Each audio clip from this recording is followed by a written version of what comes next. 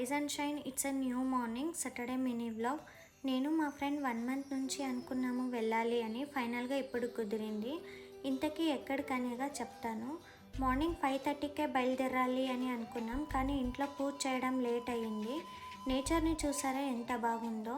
నేచర్ని చూస్తుంటే ఇక్కడ ఒక ఇల్లు ఉంటే బాగుంటుంది అని అనిపిస్తుంది. ఫైనల్లీ వచ్చేసాము. ఏ క్లోజర్ లుక్ ఆఫ్ అంజనాద్రి బెట్ట, the birth place of lord Hanuman. ఇక్కడికి నేను 4th టైం రావడం. ఫస్ట్ 3 టైమ్స్ మా బాబాయ్తో వచ్చాను, 4th టైం మా ఫ్రెండ్తో వచ్చాను. ఈ హిల్ హంపీకి చాలా దగ్గర. మీరు ఇక్కడ స్టోన్ చారిట్ని చూడొచ్చు. ఇక్కడ రామ్ అండ్ హనుమాన్ మీట్ అయింది first time and many more. ఈ ప్లేస్ చాలా ఫేమస్ ఫర్ బ్యూటిఫుల్ ల్యాండ్స్కేప్స్. హిల్లో హనుమాన్ టెంపుల్ టాప్లో ఉంది. Total 575 steps. Anjanadri hill height వచ్చేసి 6330 feet ఉంది. It was a beautiful walk to the top of the temple. The temple has rock carved idol of Lord Hanuman. ఈ ప్లేస్ని కిష్కింద అని పిలుస్తారు పురాణాస్లో. దీని sunset point and scenic view of Tungabhadra river flowing between the racks and mountains. చాలా ఆసమ్గా ఉంది కదా.